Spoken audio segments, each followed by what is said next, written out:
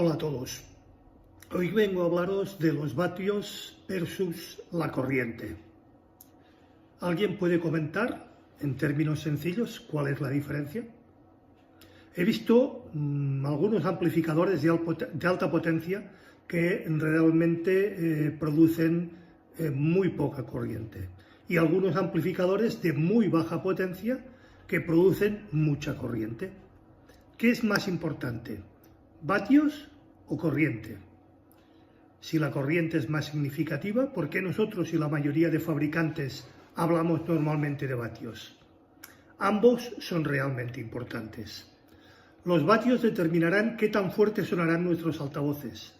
La corriente determinará qué tan equilibrado está de arriba abajo el sonido en los altavoces, cuyas cargas de impedancia varían mucho en las diferentes frecuencias, particularmente a volúmenes de escucha más bien bajos o moderados. Vatios igual a corriente por voltaje. Poniendo un símil, corriente igual a amperios igual a A. La corriente similar al flujo del agua, poniendo este símil.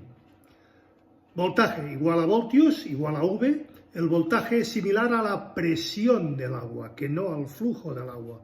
Cabe hacer esta pequeña distinción. Así que puedes ver tanto la corriente como la tensión son importantes para componer una clasificación de potencia vatios. Un buen ejemplo con el que puedes estar más que familiarizado son las válvulas frente a los amplificadores de estado sólido o de transistores. Los tubos son dispositivos accionados por voltaje. Funcionan a baja corriente pero a alta tensión y controlan o amplifican esta fácilmente. Los transistores, en contra, funcionan a baja tensión pero controlan, amplifican la corriente de forma muy fácil y eficaz. Así que puedes ver que para obtener un vatio puedes tener 1000 volts por 0,01 amperios o 1 amper por 10 voltios. Como dice Magnepan, lo que es mejor dependerá de tus altavoces. Todo lo anterior es en general, y en general los buffers suenan mucho mejor con mucha corriente. Por lo tanto, generalmente se considera una mejor opción un amplificador a transistores. Los tweeters, en contra, no usan mucha corriente, por lo que tienden a sonar mejor con amplificadores valvulares. Los buffers usan mucha más corriente, por eso suenan mejor y más controladas con etapas transistorizadas. Y sí, estoy totalmente de acuerdo, los medios están justo en medio, por lo tanto tú decides válvulas o transistores. Es tu elección. Los vendedores y gurús te dirán casi cualquier cosa y a todo que sí, evidentemente. Que solo tienes que tomar todo eso como puro mercantilismo, es mi consejo, y pura palabrería. La decisión es meramente tuya. Realmente no es lo mejor una potencia basada en alta tensión o alta corriente, sino todo aquello que suene mejor a tus oídos. Entonces, ¿baja potencia, alta corriente o baja corriente, alta potencia? Cuando utilizas un altavoz a, digamos, 10 voltios y 2 amperios, que serán unos 20 vatios, uno tiene alta corriente y se duplicará hasta los 2 ohmios. Y el otro, que solo puede producir, digamos, un aumento del 50% de vatios a 4 ohmios. Descubrirás una diferencia debido a que la diferencia cuando reproduzcas en altavoces con una curva de impedancia media, o eso solo sucede cuando comienzas a acercarte a los límites de potencia disponible en ese amplificador a cualquier demanda de frecuencia e impedancia. La corriente es un componente de vatios, potencia. Por lo tanto, todos los vatios no se crean iguales. Un amperio de corriente por 10 voltios será igual a 10 vatios de potencia, pero 10 amperios por 1 voltio también son 10 vatios. Esta es la diferencia. Además, volts igual a amperios por voltios. Perdón, vatios igual a amperios por voltios. Pero solamente funciona con corriente continua.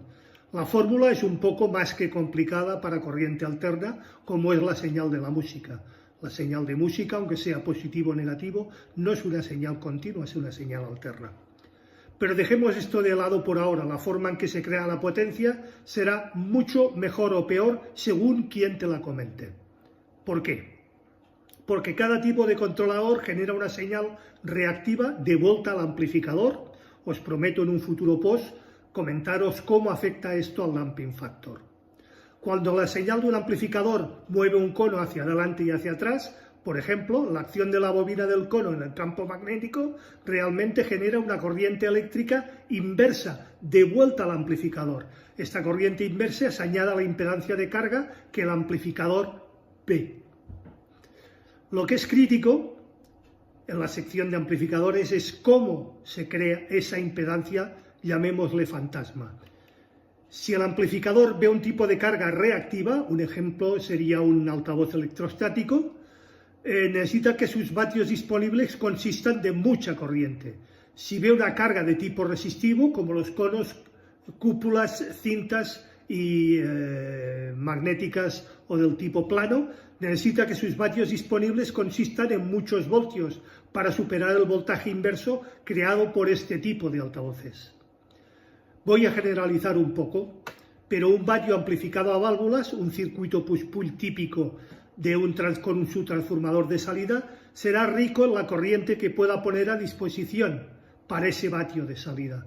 Un vatio de amplificador en estado sólido, un circuito push-pull típico con los transistores de salida directamente acoplados al amplificador, será rico en voltaje que puede poner a nuestra disposición, pero ese vatio será solo un vatio de salida. Las válvulas son mejores que el silicio para cargas capacitivas y el silicio mucho mejor que los tubos para cargas resistivas. Muy bien, esta es una definición generalizada. Sin embargo, debido a que la impedancia de todos los altavoces varía ampliamente dependiendo de la frecuencia, la impedancia nominal de los altavoces es solo una cifra nominal. Podría haber momentos en que lo que necesitaras fuera un amplificador enorme para amplificar esos altavoces de forma dinámica, de forma correcta. O si estás amplificando unos electrostáticos, solo los paneles, estamos hablando de solo los paneles, es posible que necesites un enorme amplificador de estado sólido para dar a esos la corriente que necesitan, cuando un amplificador a válvula de mucho menos rendimiento sonaría igual de bien o posiblemente mejor. La gente en el audio esotérico generalmente están a un nivel Stanford Bimet de 3 dígitos, pero muchos, probablemente la mayoría, han tenido poca ocasión de familiarizarse con la naturaleza de buenos diseños del circuito de las etapas amplificadoras. Ahí la disyuntiva. Pero si tomas un poco de tiempo y pasas por un buen y razonable tutorial en línea, claro, fácil de entender, encontrarás más información que muchas de las explicaciones y de las disyuntivas y de las paparruchadas de los expertos gurú, autoproclamados gurús, ungidos que persiguen simplemente su grandeza, agrandar su ego o su gloria. La confusión con las clasificaciones del amplificador: los amplificadores no producen vatios, producen corriente, o deberían de generar corriente. Un amplificador es una fuente de voltaje, al igual que la red de 120 o 240 voltios de nuestra casa. Una analogía fácil de usar es una bombilla. ¿Cuál es la diferencia entre una bombilla de 100 vatios y otra de 60 vatios? ¿Y por qué una bombilla de 100 vatios es más brillante que una bombilla de 60 en la misma lámpara conectada a la misma toma de corriente? ¿Veis la similitud? No se le puede decir que una bombilla de 100 vatios en la lámpara a la toma de corriente produzca 100 vatios. La toma de corriente suministra X voltios constante. Esa es la clave. Entonces, ¿cómo se diseña la bombilla de 100 vatios y otra de 60 vatios? Pues debemos de aplicar la ley de Ohm. Corriente por resistencia. Vatios igual a voltaje por corriente, simplificando. La bombilla de 60 vatios en una toma de 240 voltios puede decirnos la corriente que va a necesitar. Reorganizada la ecuación, de watts da corriente igual a vatios dividido por el voltaje, o sea, 60 dividido por 240, 0,25 amperios. Necesitaremos 0,25 amperios a través de la bombilla para obtener 60 vatios. Controlamos el emparejado por resistencia. Para obtener esos 0,25 amperios, ahora vamos a la ecuación del voltaje y reorganizaremos para resolver la resistencia. Resistencia es igual al voltaje dividido por la intensidad, o resistencia es igual a 240 dividido por 0,25, es decir, 960 ohmios. Por lo tanto, para diseñar una bombilla de 60 vatios se requiere un elemento o un filamento que sea de 960 ohmios para una tensión de 240 voltios. Eso nos da unos 60 vatios en una toma de 240 voltios, como acabo de decir. Pero una bombilla de 100 vatios, intensidad es igual a 100 dividido por 240, nos dará 0,417 amperios. Dicho de otra manera, resistencia es igual a 240 dividido por 0,42, es decir, la bombilla de 100 vatios debe de tener una resistencia de 571 ohmios. Por lo tanto, para diseñar una bombilla de 100 vatios se requiere un elemento con una resistencia de 571 ohmios. Eso nos da que 100 vatios en una toma de corriente para 240 voltios.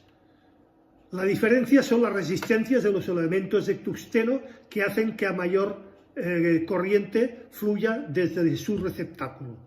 Esta corriente adicional es la potencia adicional de voltios por amperios. Vale, genial, menudo rollo, ¿no? ¿Y qué pasa con los amplificadores y la corriente? Pues exactamente lo mismo. La única diferencia es que los altavoces, a diferencia de las bombillas, tienen diferente resistencia a diferentes frecuencias que presenten una carga variable en nuestro amplificador. Y eso es como instalar constantemente bombillas diferentes de potencias diferentes en nuestros enchufes. Se volvería el amplificador loco. Yo por eso, evidentemente, represento una carga variable similar en la toma de la pared, o a la de la toma de la pared. Pero la salida de la pared tiene un almacenamiento de corriente infinito, es decir, puede reducir la resistencia y la salida suministrada a la mayor corriente a un máximo de 20 amperios, que es lo que son nuestros disyuntores, o 10.000 amperios, la corriente máxima en cortocircuito del transformador de los servicios públicos. Pero un amplificador no tiene 10.000 amperios de corriente a nuestra disposición. El amperaje se puede suministrar, estará limitado por el transformador de su fuente de alimentación. Si tienes un amplificador de 100 vatios, tienes un dato sin ningún sentido. Si tienes un amplificador de 100 vatios a 8 ohmios, eso sí que es una característica o una especificación. Para diseñar un amplificador de 100 vatios a 8 ohmios necesitarás al menos, eso dependiendo de la clase con la que esté diseñado el circuito, un transformador de 100 vatios en su fuente de alimentación. Un altavoz es como una bombilla de 8 ohmios. Ahora tenemos un amplificador de 100 vatios. Menudo tostón, ¿no? Pues sí.